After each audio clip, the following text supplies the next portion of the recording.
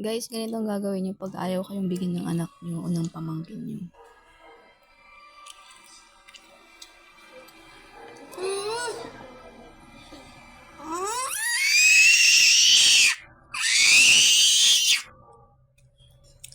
Isa lang. Isa lang.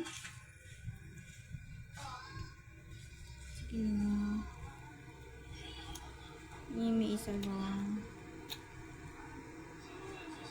Okay po.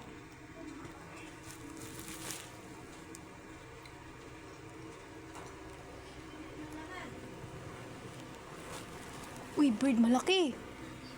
Malaking bird yun ah. Oo. Wala. Malaking bird yun.